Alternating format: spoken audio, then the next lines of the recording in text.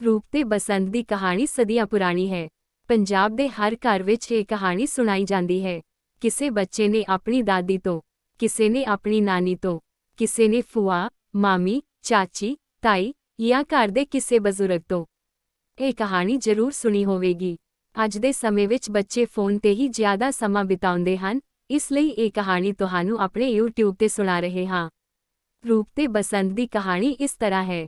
ਇਤਿਹਾਸ ਦੀਆਂ ਪੈੜਾਂ ਇਸ ਨੂੰ ਜ਼ਿਲ੍ਹਾ ਫਤਿਹਗੜ੍ਹ ਸਾਹਿਬ ਦੇ ਪਿੰਡ ਉੱਚਾ ਪਿੰਡ ਸੰਗੋਲ ਨਾਲ ਜਾ ਜੋੜਦੀਆਂ ਹਨ। ਇਸ ਪਿੰਡ ਦੇ ਨਾਲ ਕਈ ਦੰਤ ਕਥਾਵਾਂ ਜੁੜੀਆਂ ਹੋਈਆਂ ਹਨ। ਕਹਿੰਦੇ ਹਨ ਹਜ਼ਾਰਾਂ ਵਰ੍ਹੇ ਪਹਿਲਾਂ ਸੰਗੋਲ ਇੱਕ ਕੁੱਗਵਸਦਾ ਸ਼ਹਿਰ ਸੀ ਜਿਸ ਦਾ ਨਾਂ ਸੀ ਸੰਗਲਾਦੀਪ। ਰੂਪ ਬਸੰਤ ਦੇ ਪਿਤਾ ਰਾਜਾ ਖੜਗਸੈਨ ਦੀ ਰਾਜਧਾਨੀ। ਰਾਜਾ ਖੜਗਸੈਨ ਇੱਕ ਨੇਕ ਦਿਲ, ਧਰਮੀ ਅਤੇ ਅਦਲੀ ਰਾਜੇ ਦੇ ਨਾਂ ਨਾਲ ਪ੍ਰਸਿੱਧ ਸਨ। ਉਸ ਦੇ ਰਾਜ ਵਿੱਚ ਪ੍ਰਜਾ ਬਹੁਤ ਸੁਖੀ ਸੀ। ਸਾਰੇ ਉਸ ਨੂੰ ਬੜਾ ਆਦਰ ਮਾਣ ਦਿੰਦੇ ਸਨ। ਕਿਸੇ ਗੱਲ ਦੀ ਉਸ ਨੂੰ ਤੋਟ ਨਹੀਂ ਸੀ। ਔਲਾਦ ਵੱਲੋਂ ਵੀ ਉਹ ਸੰਤੁਸ਼ਟ ਸੀ। ਉਸ ਦੇ 2 ਪਿਆਰੇ ਪੁੱਤਰ ਸਨ, ਰੂਪ ਤੇ ਬਸੰਤ, ਜਿਨ੍ਹਾਂ ਨੂੰ ਵੇਖਿਆ ਭੁੱਖ ਲੈਂਦੀ ਸੀ। ਅੱਖਾਂ ਰੱਜ ਜਾਂਦੀਆਂ ਸਨ। ਰੂਪ ਵੱਡਾ ਸੀ 15 ਵਰ੍ਹਿਆਂ ਦਾ ਤੇ ਬਸੰਤ ਰੂਪ ਤੋਂ 2 ਸਾਲ ਛੋਟਾ ਸੀ। ਖੜਗਸੈਨ ਆਪਣੀ ਪਿਆਰੀ ਰਾਣੀ ਰੂਪਵਤੀ ਵੱਲੋਂ ਫਿਕਰਮੰਦ ਸੀ। ਰੂਪਵਤੀ ਕੁਝ ਸਮੇਂ ਤੋਂ ਬਿਮਾਰ ਸੀ। ਰਾਜ ਦੇ ਹਕੀਮਾਂ ਨੇ ਉਸ ਦਾ ਬਹੁਤ ਇਲਾਜ ਕੀਤਾ ਪਰ ਉਹ ਅਜੇ ਹੀ ਮੰਜੇ ਤੇ ਪਈ ਕਿ ਉੱਠ ਨਾ ਸਕੀ ਤੇ ਕੁਝ ਦਿਨ ਪਾ ਕੇ ਰਾਣੀ ਸਵਰਗ ਸਿਧਾਰ ਗਈ। ਰਾਣੀ ਦੀ ਮੌਤ ਕਾਰਨ ਸਾਰੇ ਰਾਜ ਵਿੱਚ ਸੋਗ ਦੀ ਲਹਿਰ ਦੌੜ ਗਈ। ਰੂਪ ਬਸੰਤ ਆਪਣੀ ਮਾਂ ਦੇ ਵਿਯੋਗ ਵਿੱਚ ਬਹੁਤ ਰੋਣੇ, ਉਹਨਾਂ ਦਾ ਰੋਣ ਚੱਲਿਆ ਨਹੀਂ ਸੀ ਜਾਂਦਾ। ਖੜਗਸੈਨ ਆਪ ਹਾਲੋਂ ਬੇਹਾਲ ਹੋਇਆ ਪਿਆ ਸੀ। ਉਸ ਨੂੰ ਸੁੱਝ ਨਹੀਂ ਸੀ ਰਿਹਾ ਕਿ ਕਿਵੇਂ ਆਪਣੇ ਆਪ ਤੇ ਕਾਬੂ ਪਾਵੇ। ਰਾਜ ਦੇ ਅਹਿਲਕਾਰਾਂ ਤੇ ਦਰਬਾਰੀਆਂ ਨੇ ਉਹਨਾਂ ਦੇ ਗਮ ਨੂੰ ਭੁਲਾਉਣ ਲਈ ਸ਼ਿਆਨ ਦਿਲਬਰੀਆਂ ਦਿੱਤੀਆਂ ਤੇ ਟਾਰਸਾਂ ਬਣਾਈਆਂ। ਸਮਾਂ ਆਪਣੀ ਤੋਰੇ ਤੁਰਦਾ ਰਿਹਾ। ਰੂਪ ਬਸੰਤ ਜਵਾਨੀ ਦੀਆਂ ਬਰੂਹਾਂ ਤੇ ਪੁੱਜ ਚੁੱਕੇ ਸਨ। ਉਹਨਾਂ ਦੇ ਆਪਣੇ ਸ਼ੌਕ ਸਨ। ਰੂਪ ਨੂੰ ਸ਼ਿਕਾਰ ਖੇਡਣ ਦਾ ਸ਼ੌਕ ਸੀ ਤੇ ਬਸੰਤ ਕਬੂਤਰ ਉਡਾਉਣ ਦਾ ਸ਼ੌਕੀਨ ਸੀ। ਅਲੜ ਜਵਾਨੀ ਆਪਣੇ ਸ਼ੌਕਾਂ 'ਚ ਮਸਤ ਸੀ। ਖੜਗਸੈਨ ਨੂੰ ਰਾਜ ਦਰਬਾਰ ਦੇ ਕੰਮਾਂ ਕਾਜਾਂ ਤੋਂ ਵਿਹਲ ਨਹੀਂ ਸੀ ਮਿਲਦੀ। ਇਹਨਾਂ ਰੁਝੇਵਿਆਂ ਕਰਕੇ ਰਾਣੀ ਦੇ ਵਿਯੋਗ ਨੂੰ ਉਹ ਭੁੱਲਣ ਲੱਗੇ। ਖੜਗਸੈਨ ਨੂੰ ਆਪਣੀ ਰਾਣੀ ਰੂਪਵਤੀ ਨਾਲ ਬਹੁਤ ਮੁਹੱਬਤ ਸੀ। ਉਸ ਦੇ ਵਿਛੋੜੇ ਦਾ ਉਹਦੇ ਮਨ ਅਤੇ ਸਰੀਰ ਤੇ ਬਹੁਤ ਮਾੜਾ ਪ੍ਰਭਾਵ ਪੈ ਰਿਹਾ ਸੀ। ਖੜਗਸੈਨ ਰਾਜ ਦਰਬਾਰ ਵਿੱਚੋਂ ਜਦੋਂ ਆਪਣੇ ਮਹਿਲਾਂ ਨੂੰ ਆਉਂਦਾ, ਉਹਨੂੰ ਡੋਬੂ ਪੈਣ ਲੱਗ ਜਾਂਦੇ। ਰਾਣੀ ਬਿਨਾਂ ਸੁੰਨਾ ਮਹਿਲ ਵੱਡ ਖਾਣ ਨੂੰ ਆਉਂਦਾ। 2-2.5 ਵਰ੍ਹੇ ਇਸੇ ਅਵਸਥਾ ਵਿੱਚ ਲੰਘ ਗਏ। ਆਖਰ ਉਹਦੇ ਅਮੀਰਾਂ ਵਜ਼ੀਰਾਂ ਨੇ ਉਸ ਨੂੰ ਦੂਜੀ ਸ਼ਾਦੀ ਕਰਵਾਉਣ ਲਈ ਮਨਾ ਲਿਆ। ਰਾਜਿਆਂ ਨੂੰ ਭਲਾ ਸ਼ਾਦੀਆਂ ਦਾ ਕੀ ਘਾਟਾ। ਸੰਗਲਾਦੀਪ ਦੇ ਰਾਜਪੂਤ ਸਰਦਾਰ ਇੰਦਰਸੈਨ ਨੇ ਆਪਣੀ 16-17 ਵਰ੍ਹੇ ਦੀ ਪਰੀਆਂ ਵਰਗੀ ਮਲੂਕ ਧੀ ਚੰਦਰਵਤੀ ਅਧਖੜ ਉਮਰ ਦੇ ਰਾਜਾ ਖੜਗਸੈਨ ਨਾਲ ਵਿਆਹ ਦਿੱਤੀ। ਮਹਿਲਾਂ ਵਿੱਚ ਮੁੜ ਰੌਣਕਾਂ ਆ ਗਈਆਂ। ਚੰਦਰਵਤੀ ਦੀ ਮਹਿਕਾਂ ਭਰੀ ਜਵਾਨੀ ਨੇ ਅਧਖੜ ਉਮਰ ਦੇ ਖੜਗਸੈਨ ਨੂੰ ਕੀਲ ਲਿਆ। ਮੰਗਵੀਨ ਜਵਾਨੀ ਨੂੰ ਉਹ ਭਲਾ ਕਿੰਨਾ ਕੁ ਸਮਾਂ ਹੰਡਾਉਂਦਾ। ਚੰਦਰਵਤੀ ਦੀ ਜਵਾਨੀ ਉਹਦੇ ਮਖਮਲੀ ਤੇ ਰੇਸ਼ਮੀ ਕੱਪੜਿਆਂ ਵਿੱਚ ਮਿਆਉਂਦੀ ਨਹੀਂ ਸੀ ਤੇ ਨਾ ਹੀ ਉਹਦਾ ਅਧਖੜ ਉਮਰ ਦਾ ਪਤੀ ਉਸ ਦੀਆਂ ਅੰਦਰੂਨੀ ਭਾਵੁਕ ਤੇ ਕਾਮੁਕ ਭਾਵਨਾਵਾਂ ਨੂੰ ਸੰਤੁਸ਼ਟੀ ਪ੍ਰਦਾਨ ਕਰਨ ਦੇ ਸਮਰੱਥ ਸੀ। ਹੀਰੇ ਜਵਾਹਰਾਤ ਤੇ ਹਾਰ ਸ਼ਿੰਗਾਰ ਉਸ ਦੀ ਭਾਵੁਕ ਤ੍ਰਿਸ਼ਨਾ ਨੂੰ ਤ੍ਰਿਪਤ ਨਹੀਂ ਸੀ ਕਰ ਰਹੇ। ਜਦੋਂ ਕਦੀ ਉਹ ਆਪਣੀ ਸੌਂਕਣ ਦੇ ਪੁੱਤਰਾਂ, ਰੂਪ ਤੇ ਬਸੰਤ ਵੱਲ ਵੇਖਦੀ ਤਾਂ ਇੱਕ ਅਗੰਮੀ ਖੁਸ਼ੀ ਉਹਦੇ ਅੰਦਰ ਚਰਨਾਟਾ ਛੇੜ ਦਿੰਦੀ। ਰੂਪ ਤੇ ਬਸੰਤ ਲੋੜੇ ਦੇ ਹਸੀਨ ਸਨ ਤੇ ਅਜੇ ਜਵਾਨੀ ਦੀਆਂ ਬਰੂਹਾਂ ਤੇ ਕਦਮ ਰੱਖ ਰਹੇ ਸਨ। ਉਹਦਾ ਦਿਲ ਕਰਦਾ ਉਹਨਾਂ ਨਾਲ ਹੱਸੇ, ਖੇਡੇ, ਅਟਖੇਲੀਆਂ ਕਰੇ। ਉਹਦੇ ਅੰਦਰ ਇੱਕ ਖਾਹਿਸ਼ ਬੜੀ ਤੀਬਰਤਾ ਨਾਲ ਮਚਲ ਰਹੀ ਸੀ ਜਿਹੜੀ ਉਸ ਨੂੰ ਸਦੀਵੀ ਖੁਸ਼ੀ ਤੇ ਸੰਤੁਸ਼ਟਤਾ ਪ੍ਰਦਾਨ ਕਰ ਸਕਦੀ ਸੀ। ਇੱਕ ਦਿਨ ਕੀ ਹੋਇਆ, ਖੜਗਸੈਨ ਆਪਣੇ ਰਾਜ ਦਰਬਾਰ ਵਿੱਚ ਗਿਆ ਹੋਇਆ ਸੀ ਤੇ ਚੰਦਰਵਤੀ ਕੱਲੀ ਆਪਣੇ ਮਹਿਲ ਦੀ ਖਿੜਕੀ ਵਿੱਚ ਬੈਠੀ ਹੋਈ ਬਾਹਰ ਦਾ ਨਜ਼ਾਰਾ ਮਾਣ ਰਹੀ ਸੀ। ਬਸੰਤ ਆਪਣੇ ਕਬੂਤਰਾਂ ਨਾਲ ਖੇਡ ਰਿਹਾ ਸੀ ਕਿ ਇੱਕ ਚੀਨਾ ਕਬੂਤਰ ਉੱਡ ਕੇ ਚੰਦਰਵਤੀ ਦੀ ਬਾਰੀ ਵਿੱਚ ਆਣ ਵੜਿਆ ਜਿਸ ਨੂੰ ਉਸਨੇ ਮਲਕੜੇ ਜਿਹੇ ਫੜ ਕੇ ਇੱਕ ਟੋਕਰੀ ਹੇਠ ਲੁਕੋ ਦਿੱਤਾ। ਬਸੰਤ ਮਹਿਲ ਵਿੱਚ ਆਇਆ। ਉਸ ਨੂੰ ਵੇਖ ਕੇ ਚੰਦਰਵਤੀ ਗੁਲਾਬ ਦੇ ਫੁੱਲ ਵਾਂਗ ਖਿੜ ਗਈ। ਉਹ ਉਸ ਨੂੰ ਕਬੂਤਰ ਦੇਣ ਦੇ ਭੱਜ ਆਪਣੇ ਵਿਸ਼ਰਾਮ ਭਵਨ ਵਿੱਚ ਲੈ ਗਈ ਤੇ ਆਪਣੇ ਕੋਲ ਪਲੰਗ ਤੇ ਬਿਠਾ ਲਿਆ ਅਤੇ ਉਹਦੇ ਹੱਥਾਂ ਨੂੰ ਪੋਲੇ ਪਲੋਸਦਿਆਂ ਸ਼ਹਿਦ ਜਿਹੇ ਮਿੱਠੇ ਬੋਲ ਬੋਲਦਿਆਂ ਬੋਲੀ, ਵੇ ਬਸੰਤ, ਤੈਨੂੰ ਕਬੂਤਰਾਂ ਨਾਲ ਖੇਡਣ ਦਾ ਸ਼ੌਕ ਹੈ। ਤੂੰ ਕਿੰਨਾ ਖੂਬਸੂਰਤ ਤੇ ਸੋਹਣਿਆ। ਮੈਂ ਤੇਰੇ ਤੇ ਵਾਰੀ ਜਾਨੀ ਆਂ। ਜਦ ਮੈਂ ਤੈਨੂੰ ਵੇਖਦੀ ਆਂ, ਮੇਰੀ ਜਾਨ ਹੀ ਕੱਢ ਲੈਣੇ। ਆਪਾਂ ਦੋਨੋਂ ਹਾਣ ਪਰਵਾਨ ਆਂ। ਮੈਨੂੰ ਆਪਣੀ ਕਬੂਤਰੀ ਬਣਾ ਲੈ ਸੋਹਣਿਆ। ਸਾਰੀ ਜ਼ਿੰਦਗੀ ਤੇਰੀ ਬਣ ਕੇ ਰਹਾਂਗੀ। ਬਸੰਤ ਦੇ ਚੇਤੇ ਵੀ ਨਹੀਂ ਸੀ ਕਿ ਰਾਣੀ ਉਹਦੇ ਨਾਲ ਇਸ ਤਰ੍ਹਾਂ ਦਾ ਵਰਤਾਓ ਕਰੇਗੀ। ਮਾਤਾ ਜੀ, ਇਹ ਕਿਵੇਂ ਹੋ ਸਕਦਾ? ਮੈਂ ਤੁਹਾਡਾ ਪੁੱਤਰ ਆਂ। ਧਰਤ ਅਸਮਾਨ ਫਟ ਨਹੀਂ ਜਾਣਗੇ ਪੁੱਤਰ ਮਾਂ ਦਾ ਰੂਪ ਹੰਡਾਵੇ। ਸੋਹਣਿਆ, ਨਾ ਮੈਂ ਤੈਨੂੰ ਜਨਮ ਦਿੱਤਾ ਤੇ ਨਾ ਗੋਦ ਖਿਡਾਇਆ। ਮੈਂ ਤੇਰੀ ਮਾਂ ਨਹੀਂ, ਤੇਰੀ ਹਾਨਣਾ, ਮੇਰੀ ਜਵਾਨੀ ਵੱਲ ਵੇਖ ਤੇ ਮੈਨੂੰ ਆਪਣੀ ਬਣਾ ਲੈ ਮੇਰੇ ਦਿਲ ਜਾਨੀਆਂ। ਮੈਂ ਚਰੋਕਣੀ ਤੇਰੇ ਦੀਦਾਰ ਨੂੰ ਤਰਸਦੀ ਪਈ ਹਾਂ। ਮਾਂ ਮੈਨੂੰ ਅਜਿਹੀਆਂ ਗੱਲਾਂ ਨਾਲ ਪੁੱਛਲਾ ਨਾ। ਸਮਾਜਿਕ ਰਿਸ਼ਤੇ ਤੇ ਨੈਤਿਕ ਕਦਰਾਂ ਕੀਮਤਾਂ ਦਾ ਕਾਣ ਸਾਡੇ ਸਮਾਜ ਨੂੰ ਕਿੱਧਰ ਲੈ ਤੁਰੇਗਾ। ਮੇਰੀ ਰੂਹ ਦੇ ਹਾਣੀਆਂ, ਸਮਾਜ ਨੇ ਭਲਾ ਮੈਨੂੰ ਕੀ ਦਿੱਤਾ ਹੈ। ਕੱਚੀ ਕੈਲ ਨੂੰ ਅਧਖੜ ਬੁੱਢੜੇ ਦੇ ਲੜ ਲਾ ਕੇ ਮੇਰੀ ਜਵਾਨੀ ਰੋਲ ਦਿੱਤੀ ਹੈ। ਮੋਤੀ ਹੀਰੇ ਪੰਨੇ ਮੇਰੇ ਲਈ ਕਾਣੀ ਕੌਡੀ ਦੇ ਸਮਾਨ ਨੇ। ਤੂੰ ਮੇਰੀ ਬਾਹ ਫੜ ਕੇ ਪਾਰ ਲੰਗਾ ਦੇ ਸੁਹਣਿਆ। ਖੁਸ਼ ਤੋਂ ਕੰਮ ਲੈ ਮਾਤਾ ਮੇਰੀਏ, ਇਹ ਰਿਸ਼ਤਾ ਮੈਂ ਨਿਭਾ ਨਹੀਂ ਸਕਦਾ। ਅਜੇ ਵੀ ਸੋਚ ਲੈ, ਜੇ ਤੂੰ ਮੇਰੀ ਗੱਲ ਨਹੀਂ ਮੰਨਣੀ ਤਾਂ ਇਸ ਦੇ ਮਾੜੇ ਨਤੀਜੇ ਭੁਗਤਣ ਲਈ ਤਿਆਰ ਹੋ ਜਾ। ਮਾਤਾ ਮੈਂ ਹਰ ਸਜ਼ਾ ਭੁਗਤਣ ਲਈ ਤਿਆਰ ਹਾਂ। ਆਪਣੇ ਬਾਪ ਦੀ ਦਾੜ੍ਹੀ ਦੀ ਲਾਜ ਰੱਖਾਂਗਾ। ਐਨਾ ਆਖ ਬਸੰਤ ਇੱਕਦਮ ਮਹਿਲਾਂ ਤੋਂ ਬਾਹਰ ਹੋ ਗਿਆ। ਚੰਦਰਵਤੀ ਪਲੰਗ ਤੇ ਪਈ ਬਿਨਾਂ ਪਾਣੀਓਂ ਮੱਛੀ ਵਾਂਗ ਤੜਪਣ ਲੱਗੀ। ਬਸੰਤ ਨੇ ਰੂਪ ਨੂੰ ਆ ਕੇ ਸਾਰੀ ਹੋਈ ਬੀਤੀ ਸੁਣਾ ਦਿੱਤੀ। ਦੋਨੋਂ ਚਿੰਤਾ ਦੇ ਸਾਗਰ ਵਿੱਚ ਡੁੱਬ ਗਏ। ਆਥਣ ਪਸਰੀ, ਹਨੇਰਾ ਗੂੜਾ ਹੋਇਆ। ਖੜਗ ਸੈਨ ਆਪਣੇ ਮਹਿਲਾਂ ਨੂੰ ਪਰਤਿਆ। ਸਾਰੇ ਸ਼ਮਾਦਾਨ ਗੁਲ, ਦੀਵਾਨਾ ਬੱਤੀ। ਉਹ ਅੰਦਰ ਵੜਿਆ। ਚੰਦਰਵਤੀ ਸਿਰ ਮੂੰਹ ਲਪੇਟੀ ਖਣਪੱਟੀ ਲਈ ਪਲੰਗ ਤੇ ਪਈ ਹੈ। ਕਮਰੇ ਦੀਆਂ ਵਸਤਾਂ ਇੱਧਰ ਉੱਧਰ ਖਿੰਡੀਆਂ ਪਈਆਂ। ਰਾਜਾ ਪਮੱਤਰ ਗਿਆ। ਉਹਨੇ ਉਸਦੇ ਮੂੰਹ ਤੋਂ ਪੱਲਾ ਖਿੱਚ ਕੇ ਪਰੇ ਕੀਤਾ। ਰਾਣੀ ਦੇ ਚਿਹਰੇ ਤੇ ਕਰੂਟਾਂ ਦੇ ਨਿਸ਼ਾਨ, ਸਿਰ ਦੇ ਵਾਲ ਖਿੰਡੇ ਪੁੰਡੇ ਜਿਵੇਂ ਕਿਸੇ ਨਾਲ ਹੱਥੋਂ ਪਾਈ ਕੀਤੀ ਹੋਵੇ। ਰਾਣੀ ਨੇ ਉੱਠਦੇ ਸਾਰ ਹੀ ਹਟਕੋਰਿਆਂ ਅਤੇ ਹੰਝੂਆਂ ਦੀ ਚੜੀ ਲਾ ਦਿੱਤੀ। ਰਾਜਨ, ਕੀ ਦੱਸਾਂ ਕੀ ਨਾ ਦੱਸਾਂ। ਲੋਹੜਾ ਮਾਰਿਆ ਤੁਹਾਡੇ ਲਾਡਲੇ ਪੁੱਤਰ ਬਸੰਤ ਨੇ। ਅੱਜ ਮੈਲੀ ਆਇਆ ਸੀ। ਕੱਲੀ ਵੇਖ ਉਹਨੇ ਮੇਰੇ ਨਾਲ ਹੱਥੋਂ ਪਾਈ ਕੀਤੀ ਹੈ। ਮੈਂ ਬੁਰਛੇ ਕੋਲੋਂ ਆਪਣੀ ਪਤ ਨੂੰ ਮਸੀਂ ਬਚਾਇਆ। ਚੰਦਰਵਤੀ ਨੇ ਤ੍ਰਿਆ ਚਲਿੱਤਰ ਦਾ ਅਜਿਹਾ ਬਾਣ ਚਲਾਇਆ ਕਿ ਖੜਗ ਸੈਨ ਸੋਚੀ ਪੈ ਗਿਆ।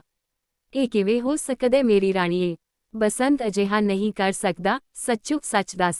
ਰਾਜਨ ਬਸੰਤ ਤੁਹਾਡਾ ਪੁੱਤਰ ਹੈ ਨਾ, ਇਸ ਲਈ ਮੇਰੀ ਗੱਲ ਦਾ ਆਪ ਨੂੰ ਇਤਬਾਰ ਨਹੀਂ। ਐਨਾ ਆਖ ਚੰਦਰਵਤੀ ਜ਼ਾਰੋ ਜ਼ਾਰ ਰੋਣ ਲੱਗ ਪਈ। ਰਾਜਾ ਉਹਦੇ ਭਾਵਾਂ ਦੇ ਵਾਰ ਨੂੰ ਸਹਿ ਨਾ ਸਕਿਆ। ਉਹ ਤੁਰ ਅੰਦਰ ਤੱਕ ਤੜਪ ਉੱਠਿਆ। ਉਹਨੇ ਰਾਣੀ ਨੂੰ ਆਪਣੀ ਬੁੱਕਲ ਵਿੱਚ ਲੈਂਦਿਆਂ ਕਿਹਾ, ਮੇਰੀ ਬੇਗਮ ਮੈਨੂੰ ਤੇਰੇ ਤੇ ਪੂਰਾ ਭਰੋਸੇ। ਜਿਹੜਾ ਕੁਕਰਮ ਬਸੰਤ ਨੇ ਤੇਰੇ ਨਾਲ ਕੀਤੇ ਉਹ ਮੁਆਫ ਕਰਨ ਵਾਲਾ ਨਹੀਂ। ਉਸਨੂੰ ਅਜਿਹੀ ਸਜ਼ਾ ਦਿਆਂਗਾ ਕਿ ਲੋਕੀ ਰਹਿੰਦੀ ਦੁਨੀਆ ਤੱਕ ਯਾਦ ਰੱਖਣਗੇ। ਰਾਜੇ ਦੇ ਇਹ ਬਚਨ ਸੁਣ ਕੇ ਰਾਣੀ ਦੇ ਧੁਰ ਅੰਦਰ ਖੁਸ਼ੀ ਦੀ ਲਹਿਰ ਦੌੜ ਗਈ ਤੇ ਉਹ ਉਸਨੂੰ ਰੁਝਾਉਣ ਲਈ ਆਪਣਾ ਹਾਰ ਸ਼ਿੰਗਾਰ ਕਰਨ ਲੱਗੀ। ਅਗਲੀ ਸਵੇਰ ਖੜਗ ਸੈਨ ਨੇ ਬਸੰਤ ਨੂੰ ਭਰੇ ਦਰਬਾਰ ਵਿੱਚ ਤਲਬ ਕਰ ਲਿਆ ਤੇ ਉਸ ਦਾ ਪੱਖ ਸੁਣੇ ਬਗੈਰ ਹੀ ਉਸਨੂੰ ਦੇਸ਼ ਨਿਕਾਲੇ ਦਾ ਹੁਕਮ ਸੁਣਾ ਦਿੱਤਾ। ਸਾਰੇ ਦਰਬਾਰ ਵਿੱਚ ਸੰਨਾਟਾ ਛਾ ਗਿਆ। ਕਿਸੇ ਦੀ ਜੁਰਤ ਨਹੀਂ ਸੀ ਰਾਜੇ ਦੇ ਹੁਕਮ ਨੂੰ ਮੋੜਨ ਦੀ। ਸਾਰੇ ਦਰਬਾਰੀ ਜਾਣਦੇ ਸਨ ਕਿ ਬਸੰਤ ਬੇਕਸੂਰੇ। ਰੂਪ ਨੇ ਵੀ ਆਪਣੇ ਪਿਤਾ ਅੱਗੇ ਬੇਨਤੀ ਕੀਤੀ ਪਰ ਬਸੰਤ ਤਾਂ ਉਹਦੀਆਂ ਨਜ਼ਰਾਂ ਵਿੱਚ ਕਸੂਰਵਾਰ ਸੀ ਅਤੇ ਉਹ ਬਸੰਤ ਨੂੰ ਦੇਸ਼ ਨਿਕਾਲੇ ਦੀ ਸਜ਼ਾ ਦੇ ਕੇ ਆਪਣੇ ਅਦਲੀ ਰਾਜਾ ਹੋਣ ਦਾ ਧਰਮ ਨਿਭਾ ਰਿਹਾ ਸੀ। ਬਸੰਤ ਨੂੰ ਇਹ ਆਸ ਨਹੀਂ ਸੀ ਕਿ ਉਸ ਦਾ ਪਿਤਾ ਉਹਦਾ ਪੱਖ ਜਾਣੇ ਬਿਨਾਂ ਅਜਿਹੀ ਸਜ਼ਾ ਸੁਣਾ ਦੇਵੇਗਾ। ਉਹ ਆਪਣੇ ਦਿਲ ਤੇ ਪੱਥਰ ਰੱਖ ਕੇ ਬੈਠ ਗਿਆ। ਉਹਨੂੰ ਵਿਛੜੀ ਮਾਂ ਦੀ ਯਾਦ ਆਈ ਤੇ ਉਹਦਾ ਗੱਜ ਪਰ ਆਇਆ। ਉਹ ਭਰੇ ਨੈਣਾਂ ਨਾਲ ਆਪਣੇ ਸ਼ਹਿਰ ਨੂੰ ਨਮਸਕਾਰ ਕਰਕੇ ਘੋੜੇ ਤੇ ਸਵਾਰ ਹੋ ਕੇ ਤੁਰ ਪਿਆ। ਅਜੇ ਉਹ ਕੁਝ ਕਦਮਾਂ ਤੇ ਹੀ ਗਿਆ ਸੀ ਕਿ ਰੂਪ ਵੀ ਘੋੜੇ ਸਮੇਤ ਉਹਦੇ ਨਾਲ ਜਾ ਰਲਿਆ ਤੇ ਬੋਲਿਆ, ਵੀਰੇ ਮੈਂ ਤੇਰੇ ਬਗੈਰ ਕੱਲਾ ਕਿਵੇਂ ਰਹਿ ਸਕਦਾ, ਤੇਰੇ ਨਾਲ ਹੀ ਚੱਲਾਂਗਾ। ਨਾ ਰੂਪ ਵੀਰੇ ਤੂੰ ਕਿਉਂ ਕਸ਼ਟ ਚੱਲੇ ਨੇ, ਜੋ ਮੇਰੇ ਕਰਮਾਂ 'ਚ ਲਿਖੇ ਉਹ ਤਾਂ ਮੈਂ ਭੋਗਣਾ ਹੀ ਹੈ, ਜਾ ਪਿਛਾ ਮੁੜ ਜਾ ਵੀਰੇ। ਰੂਪ ਜ਼ਿੱਦ ਕਰਕੇ ਬਸੰਤ ਦੇ ਨਾਲ ਹੀ ਜੰਗਲ ਬਿਆਬਾਨਾਂ ਨੂੰ ਤੁਰ ਪਿਆ। ਉਨ੍ਹਾਂ ਆਪਣੇ ਦੇਸ਼ ਦੀ ਹੱਦ ਪਾਰ ਕਰ ਲਈ ਤੇ ਗੁਆਂਢੀ ਰਾਜ ਦੇ ਜੰਗਲ ਬੇਲਿਆਂ ਵਿੱਚ ਜਾ ਵੜੇ। ਜੋ ਕੰਦ ਮੂਲ ਮਿਲਦਾ ਖਾ ਕੇ ਗੁਜ਼ਾਰਾ ਕਰ ਲੈਂਦੇ। ਰਾਤ ਨੂੰ ਕਿਸੇ ਦਰੱਖਤ ਥੱਲੇ ਟਿਕ ਜਾਂਦੇ। ਜੰਗਲੀ ਜੀਵ ਜੰਤੂਆਂ ਤੋਂ ਬਚਣ ਲਈ ਅੱਧੀ ਰਾਤ ਤੱਕ ਇੱਕ ਜਣਾ ਜਾਗਦਾ ਦੂਜਾ ਸੌਂਦਾ। ਇਸ ਤਰ੍ਹਾਂ ਵਾਰੋ ਵਾਰੀ ਜਾਗਦੇ ਸੌਂਦੇ। 1 ਸਾਲ ਤੋਂ ਵੀ ਵੱਧ ਸਮਾਂ ਉਹ ਇਸੇ ਭਟਕਣਾ ਵਿੱਚ ਭਟਕਦੇ ਰਹੇ। ਉਨ੍ਹਾਂ ਕਈ ਨਦੀਆਂ, ਦਰਿਆ, ਘਾਟੀਆਂ ਤੇ ਪਹਾੜ ਪਾਰ ਕੀਤੇ ਅਤੇ ਇੱਕ ਦਿਨ ਕੀ ਭਾਣਾ ਵਾਪਰਿਆ। ਰਾਤ ਸਮੇਂ ਰੂਪ ਸੁੱਤਾ ਪਿਆ ਸੀ ਤੇ ਬਸੰਤ ਜਾਗਦਾ ਸੀ। ਜਦੋਂ ਰੂਪ ਦੀ ਜਾਗ ਖੁੱਲ੍ਹੀ ਤਾਂ ਉਹ ਵੇਖ ਕੇ ਹੈਰਾਨ ਰਹਿ ਗਿਆ ਕਿ ਬਸੰਤ ਤਾਂ ਮਰਿਆ ਪਿਆ। ਉਹਨੇ ਉਹਨੂੰ ਹਿਲਾਇਆ ਵੀ ਪਰ ਬਸੰਤ ਟਸ ਤੋਂ ਮਸ ਨਾ ਹੋਇਆ। ਰੂਪ ਸੋਚੀ ਪੈ ਗਿਆ ਕਰੇ ਤਾਂ ਕੀ ਕਰੇ। ਜੰਗਲ ਬਿਆਬਾਨ ਪਰਾਇਆ ਦੇਸ਼ ਕੋਈ ਮਦਦਗਾਰ ਨਹੀਂ। ਉਹ ਕਫਨ ਦਾ ਪ੍ਰਬੰਧ ਕਰਨ ਲਈ ਬਸੰਤ ਦੀ ਲਾਸ਼ ਨੂੰ ਦਰੱਖਤ ਥੱਲੇ ਹੀ ਛੱਡ ਕੇ ਨੇੜੇ ਦੇ ਸ਼ਹਿਰ ਨੂੰ ਤੁਰ ਪਿਆ। ਤੁਰਦਿਆਂ ਤੁਰਦਿਆਂ ਰੂਪ ਮਿਸਰ ਦੀ ਰਾਜਧਾਨੀ ਪੁੱਜ ਗਿਆ। ਸ਼ਹਿਰ ਦੇ ਆਲੇ ਦੁਆਲੇ ਬਹੁਤ ਵੱਡੀ ਫਸੀਲ ਸੀ ਤੇ ਅੰਦਰ ਜਾਣ ਲਈ ਕੇਵਲ ਇੱਕੋ ਇੱਕ ਦਰਵਾਜ਼ਾ ਸੀ। ਉਹ ਦਰਵਾਜ਼ੇ ਰਾਹੀਂ ਅੰਦਰ ਵੜਨ ਹੀ ਲੱਗਾ ਸੀ ਕਿ ਚੌਕੀਦਾਰ ਨੇ ਉਸ ਨੂੰ ਰੋਕ ਲਿਆ। ਐਨੇ ਨੂੰ ਉੱਥੇ ਹੋਰ ਬਹੁਤ ਸਾਰੇ ਸ਼ਾਹੀ ਦਰਬਾਰੀ ਆ ਗਏ। ਉਨ੍ਹਾਂ ਰੂਪ ਨੂੰ ਕਿਹਾ, ਹੇ ਪਰਦੇਸੀ ਨੌਜਵਾਨਾਂ, ਕੱਲ ਸਾਡੇ ਦੇਸ਼ ਦਾ ਰਾਜਾ ਸੁਰਗਵਾਸ ਹੋ ਗਿਆ। परंपरा अनुसार सारे अधिकारियां ਅਤੇ ਦਰਬਾਰੀਆਂ ਨੇ ਫੈਸਲਾ ਕੀਤਾ ਕਿ ਜਿਹੜਾ ਵੀ ਪਹਿਲਾ ਯਾਤਰੀ ਅੱਜ ਸਵੇਰੇ ਸ਼ਹਿਰ ਵਿੱਚ ਵੜੇਗਾ ਉਹਨੂੰ ਰਾਜ ਸਿੰਘਾਸਣ ਤੇ ਬਿਠਾ ਦਿੱਤਾ ਜਾਵੇਗਾ। ਤੁਸੀਂ ਸ਼ਹਿਰ ਵਿੱਚ ਪ੍ਰਵੇਸ਼ ਕਰਨ ਵਾਲੇ ਪਹਿਲੇ ਪੁਰਸ਼ ਹੋ, ਇਸ ਕਰਕੇ ਹੁਣ ਸਾਡੇ ਰਾਜਾ ਹੋ। ਇਹਨਾਂ ਆਖ ਉਹਨਾਂ ਨੇ ਰੂਪ ਨੂੰ ਸ਼ਾਹੀ ਬਸਤਰ ਪਹਿਨਾ ਕੇ ਵਿਧੀਵਤ ਰਸਮਾਂ ਨਾਲ ਰਾਜ ਸਿੰਘਾਸਣ ਤੇ ਬਿਰਾਜਮਾਨ ਕਰ ਦਿੱਤਾ। ਰੂਪ ਹੁਣ ਮਿਸਰ ਦਾ ਰਾਜਾ ਬਣ ਗਿਆ ਸੀ ਤੇ ਉਸ ਨੂੰ ਰਾਜ ਦਰਬਾਰੀਆਂ ਨੇ ਇੰਨਾ ਵਿਅਸਤ ਕਰ ਦਿੱਤਾ ਕਿ ਉਹ ਕੁਝ ਪਲਾਂ ਲਈ ਬਸੰਤ ਨੂੰ ਵੀ ਭੁੱਲ ਗਿਆ। ਉਹ ਕੁਝ ਦਿਨਾਂ ਬਾਅਦ ਉਸ ਥਾਂ ਤੇ ਵੀ ਗਿਆ ਜਿੱਥੇ ਬਸੰਤ ਦੀ ਲਾਸ਼ ਪਈ ਸੀ। ਉਸ ਦਰਖਤ ਥੱਲੇ ਲਾਸ਼ ਨਾ ਵੇਖ ਕੇ ਉਹਨੇ ਇਹ ਅਨੁਮਾਨ ਲਾ ਲਿਆ ਕਿ ਬਸੰਤ ਦੀ ਲਾਸ਼ ਨੂੰ ਜੰਗਲੀ ਜਾਨਵਰ ਖਾ ਗਏ ਹੋਣਗੇ। ਉਹ ਬਸੰਤ ਦੇ ਗਮ ਨੂੰ ਆਪਣੇ ਦਿਲ ਵਿੱਚ ਸਮੋ ਕੇ ਪਰਤ ਆਇਆ ਅਤੇ ਆਪਣੇ ਰਾਜ ਦੇ ਕੰਮ-ਕਾਜ ਚਲਾਉਣ ਲੱਗਾ। ਇਧਰ ਬਸੰਤ ਦੀ ਹੋਣੀ ਵੇਖੋ। ਜਦੋਂ ਰੂਪ ਉਹਦੇ ਕਫਨ ਦੀ ਭਾਲ ਵਿੱਚ ਉਹਨੂੰ ਛੱਡ ਕੇ ਗਿਆ ਸੀ, ਉਸ ਦੇ ਜਾਣ ਬਾਅਦ ਹੀ ਮੰਗਲਨਾਥ ਨਾਂ ਦਾ ਜੋਗੀ ਕਿਧਰੋਂ ਤੁਰਦਾ ਫਿਰਦਾ ਉਸ ਦਰਖਤ ਕੋਲ ਆ ਗਿਆ ਜਿੱਥੇ ਬਸੰਤ ਦੀ ਲੋਥ ਪਈ ਸੀ। ਜੋਗੀ ਨੇ ਉਸ ਨੂੰ ਹਿਲਾ ਜੁਲਾ ਕੇ ਵੇਖਿਆ ਤੇ ਉਸ ਦੀ ਨਬਜ਼ ਵੇਖੀ। ਨਬਜ਼ ਚੱਲ ਰਹੀ ਸੀ। ਅਸਲ ਵਿੱਚ ਉਹ ਮਰਿਆ ਨਹੀਂ, ਸਿਰਫ ਬੇਹੋਸ਼ ਹੋਇਆ ਸੀ। ਉਹਨੂੰ ਕਿਸੇ ਜ਼ਹਿਰੀਲੇ ਸੱਪ ਨੇ ਡਸ ਕੇ ਬੇਸੁੱਧ ਕਰ ਦਿੱਤਾ ਸੀ। ਜੋਗੀ ਨੇ ਜੰਗਲੀ ਬੂਟੀਆਂ ਦੀ ਵਰਤੋਂ ਕਰਕੇ ਉਹਨੂੰ ਹੋਸ਼ ਵਿੱਚ ਲਿਆਂਦਾ। ਬਸੰਤ ਨੇ ਜੋਗੀ ਨੂੰ ਆਪਣੀ ਸਾਰੀ ਵਿਥਿਆ ਸੁਣਾਈ। ਜੋਗੀ ਉਸ ਨੂੰ ਆਪਣੀ ਕੁਟੀਆ ਵਿੱਚ ਲੈ ਆਇਆ ਤੇ ਆਪਣੇ ਕੋਲ ਹੀ ਰੱਖ ਲਿਆ।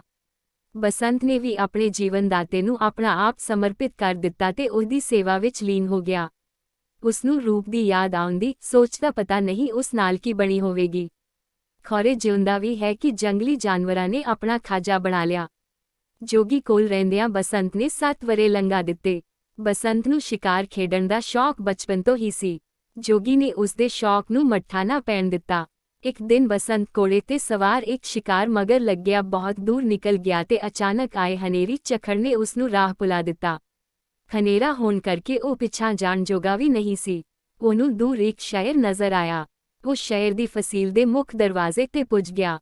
ਦਰਵਾਜ਼ਾ ਬੰਦ ਸੀ। ਉਸਨੇ ਦਰਵਾਜ਼ਾ ਖੜਕਾਇਆ। ਅੰਦਰੋਂ ਚੌਕੀਦਾਰ ਨੇ ਦਰਵਾਜ਼ੇ ਦੀ ਮੋਰੀ ਰਾਹੀਂ ਆਖਿਆ, ਰਾਜੇ ਦਾ ਹੁਕਮ ਹੈ ਇਹ ਦਰਵਾਜ਼ਾ ਰਾਤ ਨੂੰ ਬੰਦ ਹੋ ਕੇ ਦੁਬਾਰਾ ਨਹੀਂ ਖੁੱਲ੍ਹ ਸਕਦਾ ਕਿਉਂਕਿ ਰਾਤ ਸਮੇਂ ਇੱਥੇ ਇੱਕ ਆਦਮਖੋਰ ਸ਼ੇਰ ਆਉਂਦਾ ਹੈ। ਉਹਨੇ ਪ੍ਰਜਾ ਦੇ ਬਹੁਤ ਸਾਰੇ ਬੰਦੇ ਮਾਰ ਦਿੱਤੇ ਨੇ। ਚੰਗਾ ਇਹੀ ਹੈ ਤੂੰ ਕਿਧਰੇ ਹੋਰ ਚਲਿਆ ਜਾ, ਦਰਵਾਜ਼ਾ ਮੈਂ ਨਹੀਂ ਖੋਲ੍ਹਣਾ। ਇਹਨਾਂ ਆਖ ਚੌਕੀਦਾਰ ਨੇ ਤਾਕੀ ਵੀ ਬੰਦ ਕਰ ਦਿੱਤੀ। ਬਸੰਤ ਹੁਣ ਕੀ ਕਰਦਾ? ਹਨੇਰਾ ਗੂੜਾ ਹੋ ਰਿਹਾ ਸੀ। ਕਾਲੀ ਬੋਲੀ ਡਰਾਉਣੀ ਰਾਤ। ਬਸੰਤ ਨੇ ਦਰਵਾਜ਼ੇ ਦੇ ਸਾਹਮਣੇ ਹੀ ਰਾਤ ਕੱਟਣ ਦਾ ਮਨ ਬਣਾ ਲਿਆ। ਅੱਧੀ ਰਾਤ ਲੰਘੀ ਸੀ ਕਿ ਖੂੰਖਾਰ ਸ਼ੇਰ ਨੇ ਆ ਬੁਹਾੜ ਮਾਰੀ। ਬਸੰਤ ਤਾਂ ਅਜੇ ਜਾਗਦਾ ਹੀ ਪਿਆ ਸੀ। ਉਹਨੇ ਆਪਣੇ ਸ਼ਸਤਰ ਸੰਭਾਲੇ ਹੀ ਸਨ ਕਿ ਸ਼ੇਰ ਨੇ ਉਸ ਤੇ ਹਮਲਾ ਕਰ ਦਿੱਤਾ, ਪਰ ਬਸੰਤ ਨੇ ਬੜੀ ਫੁਰਤੀ ਨਾਲ ਸ਼ੇਰ ਤੇ ਅਜਿਹਾ ਤਲਵਾਰ ਦਾ ਵਾਰ ਕੀਤਾ ਕਿ ਉਹ ਚੁਫਾਲ ਧਰਤੀ ਤੇ ਜਾ ਪਿਆ। ਸ਼ੇਰ ਨੂੰ ਮਾਰ ਮੁਕਾਉਣ ਉਪਰੰਤ ਬਸੰਤ ਥਕੇਵੇਨ ਕਾਰਨ ਦਰਵਾਜ਼ੇ ਦੇ ਸਾਹਮਣੇ ਹੀ ਕੂਕ ਸੌ ਗਿਆ। ਸਵੇਰ ਹੋਈ ਚੌਕੀਦਾਰ ਨੇ ਸ਼ਹਿਰ ਦਾ ਮੁੱਖ ਦੁਆਰ ਖੋਲ੍ਹਿਆ। ਉਹਨੇ ਵੇਖਿਆ ਸ਼ੇਰ ਮਰਿਆ ਪਿਆ ਤੇ ਨਾਲ ਹੀ ਸ਼ੇਰ ਨੂੰ ਮਾਰਨ ਵਾਲਾ ਵੀ ਕੂਕ ਸੁੱਤਾ ਪਿਆ ਹੈ। ਉਹਨੇ ਤੁਰੰਤ ਕੋਤਵਾਲ ਨੂੰ ਬੁਲਾਇਆ। ਕੋਤਵਾਲ ਦੇ ਮਨ ਵਿੱਚ ਅਜਿਹੀ ਖੋਟ ਆਈ ਕਿ ਕਿਉਂ ਨਾ ਉਹ ਸ਼ੇਰ ਨੂੰ ਆਪਣੇ ਵੱਲੋਂ ਮਾਰਿਆ ਦੱਸ ਕੇ ਰਾਜੇ ਪਾਸੋਂ ਇਨਾਮ ਪ੍ਰਾਪਤ ਕਰ ਲਵੇ। ਉਹਨਾਂ ਨੇ ਮਤਾ ਪਕਾ ਕੇ ਸੁੱਤੇ ਪਏ ਬਸੰਤ ਨੂੰ ਵੱਢ ਟੁੱਕ ਕੇ ਬੇਹੋਸ਼ ਕਰ ਦਿੱਤਾ ਤੇ ਉਸ ਨੂੰ ਉੱਥੋਂ ਚੁੱਕ ਕੇ ਖਤਾਨਾਨ ਵਿੱਚ ਸੁੱਟ ਆਏ। ਆਦਮਖੋਰ ਸ਼ੇਰ ਦੇ ਮਾਰੇ ਜਾਣ ਦੀ ਖਬਰ ਸੁਣ ਕੇ ਰਾਜਾ ਰੂਪ ਬਹੁਤ ਖੁਸ਼ ਹੋਇਆ। ਉਹਨੇ ਚੌਕੀਦਾਰ ਅਤੇ ਕੋਤਵਾਲ ਨੂੰ ਉਹਨਾਂ ਦੀ ਬਹਾਦਰੀ ਬਦਲੇ ਢੇਰ ਸਾਰੇ ਇਨਾਮ ਦਿੱਤੇ।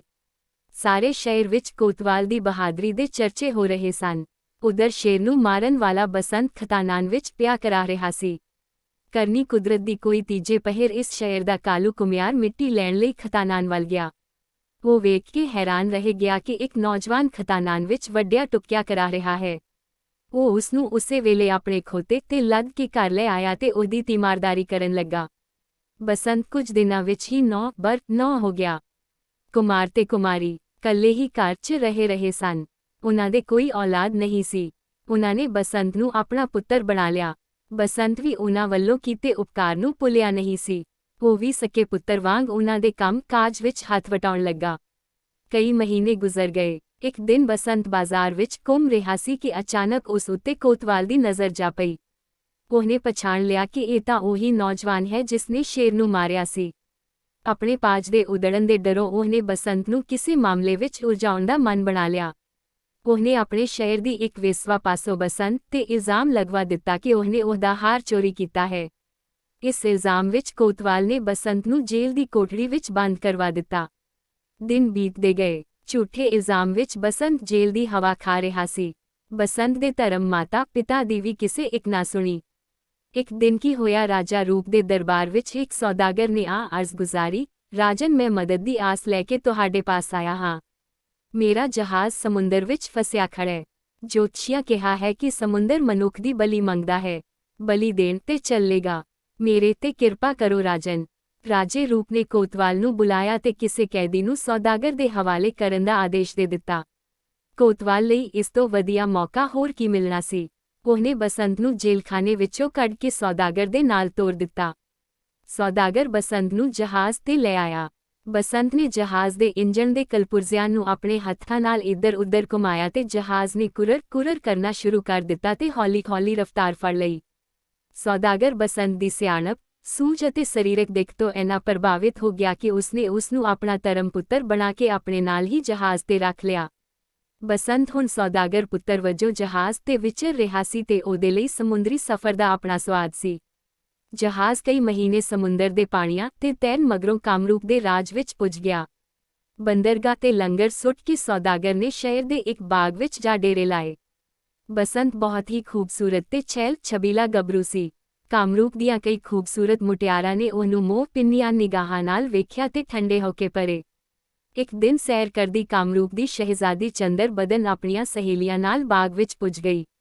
ਉਹਨੇ ਬਾਂਕੇ ਬਸੰਤ ਵੱਲ ਵੇਖਿਆ ਤੇ ਵੇਖਦਿਆਂ ਸਾਰ ਹੀ ਆਪਣਾ ਦਿਲ ਉਹਨੂੰ ਦੇ ਬੈਠੀ ਤੇ ਘਰ ਆ ਕੇ ਆਪਣੇ ਮਾਂ-ਬਾਪ ਨੂੰ ਆਖਿਆ, ਮੈਂ ਤਾਂ ਵਿਆਹ ਹੀ ਸੌਦਾਗਰ ਦੇ ਮੁੰਡੇ ਨਾਲ ਕਰਵਾਉਣਾ, ਨਹੀਂ ਤਾਂ ਸਾਰੀ ਉਮਰ ਕੁਆਰੀ ਰਹਾਂਗੀ। ਉਹਦੇ ਮਾਂ-ਬਾਪ ਆਪਣੀ ਧੀ ਦੀ ਜ਼ਿੱਦ ਅੱਗੇ ਠਹਿਰ ਨਾ ਸਕੇ ਤੇ ਉਹਨਾਂ ਨੇ ਸੌਦਾਗਰ ਨੂੰ ਬੁਲਾ ਕੇ ਚੰਦਰ ਬਦਨ ਦੀ ਸ਼ਾਦੀ ਬਸੰਤ ਨਾਲ ਕਰ ਦਿੱਤੀ। ਇੰਨੀ ਖੂਬਸੂਰਤ ਮੁਟਿਆਰ ਬਸੰਤ ਨੇ ਪਹਿਲਾਂ ਕਦੀ ਨਹੀਂ ਸੀ ਤੱਕੀ। ਉਹਦੇ ਮਿਰਗਾਂ ਵਰਗੇ ਨੈਣਾ ਤੇ ਬਸੰਤ ਫਿਦਾ ਹੋ ਗਿਆ ਤੇ ਉਸਨੇ ਮਿਰਗ ਨੈਣੀ ਚੰਦਰ ਬਦਨ ਨੂੰ ਤਨੋ ਮਨੋ ਆਪਣਾ ਬਣਾ ਲਿਆ। ਕੁਝ ਦਿਨ ਦੋਨੋਂ ਕਾਮਰੂਪ ਦੇ ਮਹਿਲਾਂ ਦਾ ਆਨੰਦ ਮਾਣ ਕੇ ਜਹਾਜ਼ ਤੇ ਆ ਗਏ ਤੇ ਚੰਦਰ ਬਦਨ ਆਪਣੇ ਮਾਂ-ਬਾਪ ਤੋਂ ਵਿਦਾਈ ਲੈ ਕੇ ਸਮੁੰਦਰੀ ਸਫ਼ਰ ਤੇ ਰਵਾਨਾ ਹੋ ਗਈ। ਜਹਾਜ਼ ਹੁਣ ਵਾਪਸ ਮਿਸਰ ਵੱਲ ਨੂੰ ਪਰਤ ਰਿਹਾ ਸੀ। ਚੰਦਰ ਬਦਨ ਤੇ ਬਸੰਤ ਅਟਖੇਲੀਆਂ ਕਰਦੇ ਪਾਣੀ ਤੇ ਮੌਜ ਮਸਤੀ ਮਾਣਦੇ ਰਹੇ। ਇੱਕ ਦਿਨ ਸੌਦਾਗਰ ਨੇ ਵੇਖਿਆ ਚੰਦਰ ਬਦਨ ਕੱਲੀ ਮਸਤੂਲ ਕੋਲ ਖੜੋਤੀ ਹੋਈ ਚੜ੍ਹਦੇ ਸੂਰਜ ਨੂੰ ਨਿਹਾਰ ਰਹੀ ਸੀ। ਚੜ੍ਹਦੇ ਸੂਰਜ ਦੀ ਲਾਲੀ 'ਚ ਭਿੱਜੀ ਚੰਦਰ ਬਦਨ ਉਹਨੂੰ ਕਾਇਲ ਕਰ ਗਈ। ਉਹ ਸੋਚਣ ਲੱਗਿਆ, ਜੇ ਚੰਦਰ ਮੇਰੀ ਬਣ ਜਾਵੇ ਤਾਂ ਸਾਰੀ ਦੁਨੀਆ ਦੀ ਦੌਲਤ ਇਹਦੇ ਤੇ ਨਿਛਾਵਰ ਕਰ ਦਿਆਂ। ਸੌਦਾਗਰ ਨੇ ਹਰ ਹੀਲੇ ਚੰਦਰ ਬਦਨ ਨੂੰ ਆਪਣੀ ਬਣਾਉਣ ਦਾ ਮਨੀ ਫੈਸਲਾ ਕਰ ਲਿਆ। ਚੰਦਰ ਬਦਨ ਤਾਂ ਸੌਦਾਗਰ ਨੂੰ ਆਪਣੇ ਸਹੁਰੇ ਦੇ ਰੂਪ ਵਿੱਚ ਚਿਤਵ ਰਹੀ ਸੀ ਤੇ ਬਸੰਤ ਆਪਣੇ ਧਰਮ ਪਿਤਾ ਦੇ ਸਮਾਨ ਉਸ ਦਾ ਆਦਰ ਮਾਣ ਕਰਦਾ ਸੀ। ਜਦੋਂ ਮਨੁੱਖ ਦੇ ਅੰਦਰ ਬਦੀ ਉੱਠਦੀ ਹੈ ਤਾਂ ਉਹ ਚੰਗੇ ਮਾੜੇ ਦੀ ਪਹਿਚਾਣ ਭੁੱਲ ਜਾਂਦਾ ਹੈ। ਇੱਕ ਦਿਨ ਕੀ ਹੋਇਆ, ਸੌਦਾਗਰ ਤੇ ਬਸੰਤ ਜਹਾਜ਼ ਦੇ ਤਖਤੇ ਤੇ ਖੜੋਤੇ ਹੋਏ ਸਨ ਕਿ ਸਮੁੰਦਰ ਵਿੱਚੋਂ ਪਾਣੀ ਦੀ ਛਾਲ ਆਈ ਤੇ ਸੌਦਾਗਰ ਨੇ ਇੱਕਦਮ ਬਸੰਤ ਨੂੰ ਲਟਕੋਣ ਚੁੱਕ ਕੇ ਫੁਰਤੀ ਨਾਲ ਸਮੁੰਦਰ ਵਿੱਚ ਵਗਾ ਮਾਰਿਆ ਤੇ ਰੌਲਾ ਪਾ ਦਿੱਤਾ ਕਿ ਬਸੰਤ ਸਮੁੰਦਰ ਵਿੱਚ ਡਿੱਗ ਕੇ ਡੁੱਬ ਗਿਆ ਹੈ ਤੇ ਨਾਲ ਹੀ ਵਿਰਲਾਪ ਕਰਨ ਲੱਗਿਆ। ਚੰਦਰ ਬਦਨ ਦਾ ਰੋ ਕੇ ਬੁਰਾ ਹਾਲ ਹੋ ਰਿਹਾ ਸੀ। ਉਹ ਬਸੰਤ ਦਾ ਨਾਂ ਲੈ ਕੇ ਬਹੁੜੀਆਂ ਪਾ ਰਹੀ ਸੀ। ਸੌਦਾਗਰ ਵੀ ਉਸ ਨੂੰ ਤਰਵਾਸਾ ਦੇਣ ਵਿੱਚ ਕੋਈ ਕਸਰ ਨਹੀਂ ਸੀ ਛੱਡ ਰਿਹਾ। ਇਧਰ ਬਸੰਤ ਸਮੁੰਦਰ ਦੇ ਡੂੰਘੇ ਪਾਣੀਆਂ ਵਿੱਚ ਜੀਵਨ ਮੌਤ ਦੀ ਲੜਾਈ ਲੜ ਰਿਹਾ ਸੀ ਤੇ ਸਮੁੰਦਰ ਦੀਆਂ ਕਹਿਰ ਭਰੀਆਂ ਲਹਿਰਾਂ ਉਸ ਨੂੰ ਆਪਣੇ ਵਹਿਣ ਵਿੱਚ ਵਹਾਈ ਜਾ ਰਹੀਆਂ ਸਨ ਕਿ ਅਚਾਨਕ ਇੱਕ ਅਜਿਹੀ ਸੁਨਾਮੀ ਵਰਗੀ ਲਹਿਰ ਆਈ ਜਿਸ ਵਿੱਚ ਇੱਕ ਬੌਂਦਲਿਆ ਹੋਇਆ ਮਗਰਮੱਛ ਰੁੜਿਆ ਜਾ ਰਿਹਾ ਸੀ। ਬਸੰਤ ਨੇ ਹਿੰਮਤ ਕਰਕੇ ਉਸ ਬੌਂਦਲੇ ਹੋਏ ਮਗਰਮੱਛ ਨੂੰ ਜਾ ਜੱਫੀ ਪਾਈ ਤੇ ਮਜ਼ਬੂਤੀ ਨਾਲ ਫੜ ਲਿਆ ਤੇ ਲਹਿਰਾਂ 'ਚ ਵਹਿੰਦਾ ਹੋਇਆ ਮਗਰਮੱਛ ਉਸ ਨੂੰ ਸਮੁੰਦਰ ਦੇ ਕੰਢੇ ਤੇ ਲੈ ਆਇਆ ਜਿੱਥੇ ਮਾਹੀਗੀਰ ਮੱਛੀਆਂ ਪਕੜ ਰਹੇ ਸਨ। ਉਹਨਾਂ ਨੇ ਬਸੰਤ ਨੂੰ ਸਮੁੰਦਰ 'ਚੋਂ ਬਾਹਰ ਕੱਢ ਲਿਆ ਤੇ ਤੁਰੰਤ ਹੀ ਕਈ ਓਹੜ-ਪੋਹੜ ਕਰਕੇ ਉਹਦੀ ਜਾਨ ਬਚਾ ਲਈ ਅਤੇ ਆਪਣੇ ਘਰ ਲੈ ਆਏ। ਮਿਸਰ ਦਾ ਇੱਕ ਮਾਲੀ, ਜੋ ਮਾਹੀਗੀਰਾਂ ਦਾ ਜਾਣੂ ਸੀ, ਅੱਗੋਂ ਉਸ ਨੂੰ ਆਪਣੇ ਘਰ ਲੈ ਆਇਆ। ਮਾਲੀ ਮਾਲਣ ਦੇ ਘਰ ਕੋਈ ਔਲਾਦ ਨਹੀਂ ਸੀ। ਉਹ ਉਸ ਨੂੰ ਪੁੱਤਰ ਵਾਂਗ ਸਮਝਦੇ ਹੋਏ ਉਸ ਨੂੰ ਹਰ ਪੱਖੋਂ ਖੁਸ਼ੀ ਪ੍ਰਦਾਨ ਕਰਨ ਦਾ ਯਤਨ ਕਰ ਰਹੇ ਸਨ। ਉਹ ਹੁਣ ਉਹਨਾਂ ਦੇ ਘਰ ਖੁਸ਼ੀਆਂ ਭਰੀ ਜ਼ਿੰਦਗੀ ਬਤੀਤ ਕਰ ਰਿਹਾ ਸੀ। ਮਾਲਣ ਨੂੰ ਉਸਨੇ ਸਾਰੀ ਹੋਈ ਬੀਤੀ ਸੁਣਾਈ। ਉਸਨੇ ਆਖਿਆ, ਪਰਮਾਤਮਾ ਉਸ ਦੀ ਸਾਰ ਲਵੇਗਾ ਤੇ ਚੰਦਰ ਬਦਨ ਉਸ ਨੂੰ ਜ਼ਰੂਰ ਮਿਲੇਗੀ। ਸੌਦਾਗਰ ਨੇ ਚੰਦਰ ਬਦਨ ਨੂੰ ਆਪਣੇ ਵਸ ਵਿੱਚ ਕਰਨ ਲਈ ਕਈ ਹੀਲੇ ਵਰਤੇ, ਡਰਾਇਆ ਧਮਕਾਇਆ ਵੀ। ਆਖਰ ਸੌਦਾਗਰ ਤੋਂ ਖਹਿੜਾ ਛੁਡਾਉਣ ਲਈ ਇੱਕ ਦਿਨ ਚੰਦਰ ਬਦਨ ਨੇ ਚਾਲ ਚੱਲੀ, ਤੁਸੀਂ ਮੈਨੂੰ 1 ਸਾਲ ਦਾ ਸਮਾਂ ਦੇਵੋ। ਇਸ ਸਮੇਂ ਦੌਰਾਨ ਜੇ ਬਸੰਤ ਜਿਉਂਦਾ ਮਿਲ ਗਿਆ ਤਾਂ ਵਾਹ ਭਲੀ, ਨਹੀਂ ਤੁਹਾਡੇ ਨਾਲ ਰੀਤੀ ਅਨੁਸਾਰ ਸ਼ਾਦੀ ਕਰਵਾ ਲਵਾਂਗੀ। ਸੌਦਾਗਰ ਤਾਂ ਉਹਨੂੰ ਪ੍ਰਾਪਤ ਕਰਨ ਲਈ 1 ਸਾਲ ਤਾਂ ਕਿ ਕਈ ਸਾਲ ਉਡੀਕਣ ਲਈ ਤਿਆਰ ਸੀ।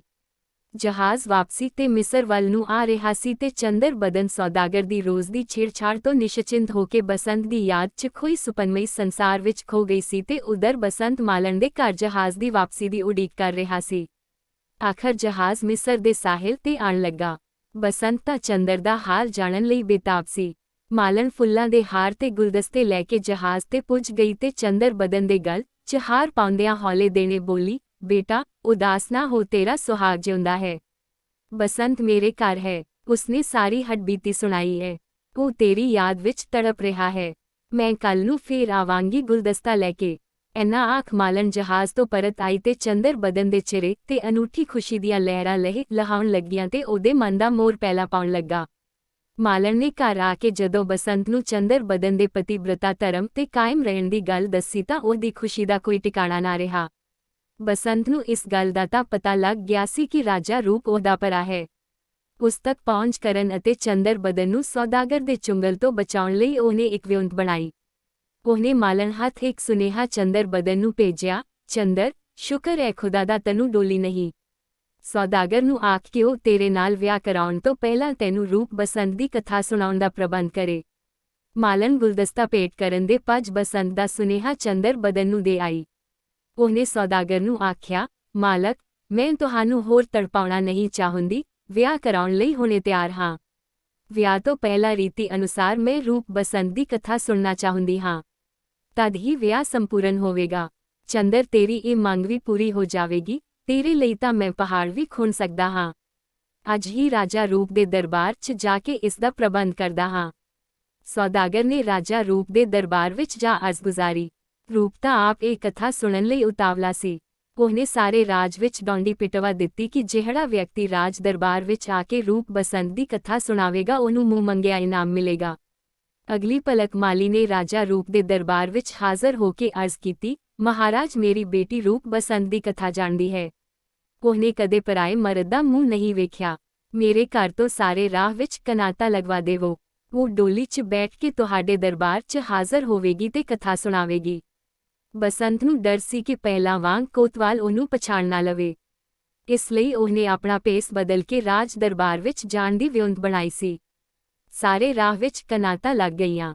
ਮਾਲਣ ਨੇ ਬਸੰਤ ਦਾ ਸਿਰ ਗੁੰਦ ਕੇ ਉਸਨੂੰ ਇੱਕ ਖੂਬਸੂਰਤ ਮੁਟਿਆਰ ਦੇ ਰੂਪ ਵਿੱਚ ਸ਼ਿੰਗਾਰ ਦਿੱਤਾ ਤੇ ਕਹਾਰ ਉਸਨੂੰ ਡੋਲੀ ਵਿੱਚ ਬਿਠਾ ਕੇ ਰਾਜ ਦਰਬਾਰ ਵਿੱਚ ਲੈ ਆਏ। ਰਾਜ ਦਰਬਾਰ ਵਿੱਚ ਖੂਬ ਰੌਣਕਾਂ ਸਨ।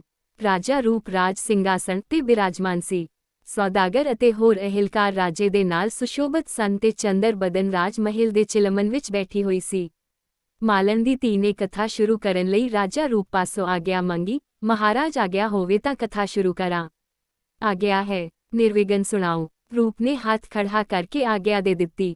ਮਾਲਣ ਦੀ ਧੀ ਬਣੇ ਬਸੰਤ ਨੇ ਜਦੋਂ ਵੈਰਾਗਮਈ ਬੋਲਾਂ ਵਿੱਚ ਰੂਪ ਬਸੰਤ ਦੀ ਕਥਾ ਸ਼ੁਰੂ ਕੀਤੀ ਤਾਂ ਸਾਰੇ ਦਰਬਾਰ ਵਿੱਚ ਸੰਨਾਟਾ ਛਾ ਗਿਆ। ਉਸਨੇ ਆਪਣੇ ਪਿੰਡੇ ਤੇ ਹੰਡਾਈ ਕਥਾ ਨੂੰ ਅਜਿਹੇ ਮਾਰਮਿਕ ਸ਼ਬਦਾਂ ਵਿੱਚ ਬਿਆਨ ਕੀਤਾ ਕਿ ਰਾਜਾ ਰੂਪ ਦੀਆਂ ਅੱਖੀਆਂ ਵਿੱਚੋਂ ਵੈਰਾਗ ਦੇ ਅਥਰੂਆਂ ਦੀਆਂ ਤਾਰਾਂ ਵਹਿ ਤੁਰੀਆਂ।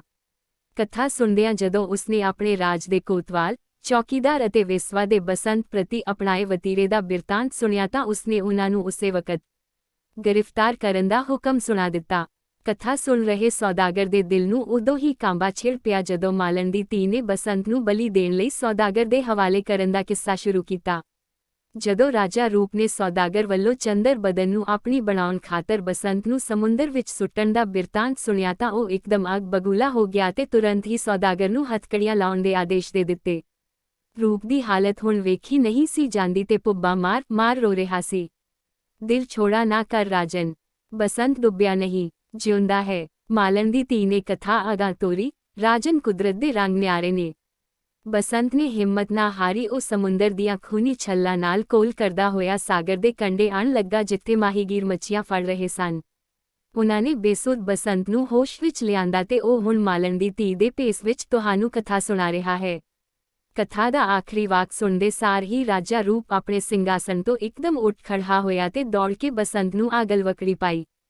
ਦੋਨੋਂ ਕਾਫੀ ਸਮਾਂ ਹਉਕੇ ਤੇ ਸਿਸਕੀਆਂ ਭਰਦੇ ਰਹੇ। ਸਾਰੇ ਰਾਜ ਦਰਬਾਰੀਆਂ ਦੀਆਂ ਅੱਖੀਆਂ ਨਮ ਸਨ। ਚੰਦਰ ਬਦਨ ਨੂੰ ਵੀ ਹਰਮ ਵਿੱਚੋਂ ਬੁਲਾ ਲਿਆ ਗਿਆ। ਬਸੰਤ ਤੇ ਚੰਦਰ ਬਦਨ ਆਪੋ ਵਿੱਚ ਮਿਲ ਕੇ ਸਰਸ਼ਾਰ ਹੋ ਗਏ। ਖੁਸ਼ੀਆਂ ਦਾ ਕੋਈ ਪਾਰਾ ਵਾਰ ਨਹੀਂ ਸੀ। ਰਾਜਧਾਨੀ ਵਿੱਚ ਦੀਪਮਾਲਾ ਕੀਤੀ ਗਈ ਤੇ ਖੈਰਾਤਾਂ ਵੰਡੀਆਂ ਗਈਆਂ। ਰਾਜਾ ਰੂਪ ਦੇ ਹੁਕਮ ਤੇ ਬਸੰਤ ਦੇ ਧਰਮ ਮਾਤਾ ਪਿਤਾ ਕੁਮਾਰ ਤੇ ਕੁਮਾਰੀ ਅਤੇ ਮਾਲੀ ਮਾਲਣ ਨੂੰ ਢੇਰ ਸਾਰੇ ਇਨਾਮ ਦੇ ਕੇ ਸਨਮਾਨਿਤ ਕੀਤਾ ਗਿਆ। ਇਸ ਤੋਂ ਉਪਰੰਤ ਬਸੰਤ ਦੇ ਜੀਵਨ ਦਾਤੇ ਜੋਗੀ ਮੰਗਲਨਾਥ ਦੀ ਭਾਲ ਕਰਕੇ ਉਸ ਨੂੰ ਵੀ ਰਾਜ ਦਰਬਾਰ ਵਿੱਚ ਸ਼ਾਹੀ ਸਨਮਾਨ ਨਾਲ ਨਿਵਾਜਿਆ ਗਿਆ। ਕੋਤਵਾਲ, ਚੌਕੀਦਾਰ, ਵੇਸਵਾ ਅਤੇ ਸੌਦਾਗਰ ਨੂੰ ਸਖਤ ਸਜ਼ਾਵਾਂ ਭੁਗਤਣ ਲਈ ਜੇਲ੍ਹ ਭੇਜ ਦਿੱਤਾ ਗਿਆ। ਕੁਝ ਸਮਾਂ ਮਿਸਰ ਦੀ ਰਾਜਧਾਨੀ 'ਚ ਰਹਿਣ ਮਗਰੋਂ ਰੂਪ ਤੇ ਬਸੰਤ ਆਪਣੇ ਪਿਤਾ ਨੂੰ ਮਿਲਣ ਲਈ ਸੰਗਲਾਦੀ ਪਾਏ। ਖੜਗਸੈਨ ਹੁਣ ਬੁੱਢਾ ਹੋ ਚੁੱਕਿਆ ਸੀ ਅਤੇ ਚੰਦਰਵਤੀ ਕਈ ਵਰੇ ਪਹਿਲਾਂ ਆਪਣੇ ਅੰਤਹੀਕਰਨ ਦੀ ਆਵਾਜ਼ ਸੁਣ ਕੇ ਪਛਤਾਤਾਪ ਵਿੱਚ ਮਹੁਰਾ ਚੱਟ ਕੇ ਇਸ ਫਾਨੀ ਦੁਨੀਆ ਨੂੰ ਅਲਵਿਦਾ ਆਖ ਚੁੱਕੀ ਸੀ। ਦੋਹਾਂ ਪੁੱਤਰਾਂ ਨੂੰ ਮਿਲ ਕੇ ਖੜਗਸੈਨ ਦੇ ਚੁੜਾਏ ਚਿਹਰੇ ਤੇ ਖੁਸ਼ੀ ਦੀ ਲਹਿਰ ਦੌੜ ਗਈ। ਉਸਨੇ ਬਸੰਤ ਨੂੰ ਸੰਗਲਾਦੀਪ ਦਾ ਰਾਜ ਭਾਗ ਸੰਭਾਲ ਦਿੱਤਾ ਤੇ ਆਪ ਬਣ ਪ੍ਰਸਤ ਧਾਰਨ ਕਰ ਲਿਆ। ਕੁਝ ਦਿਨਾਂ ਮਗਰੋਂ ਰੂਪ ਮਿਸਰ ਦੀ ਰਾਜਧਾਨੀ ਨੂੰ ਪਰਤ ਆਇਆ।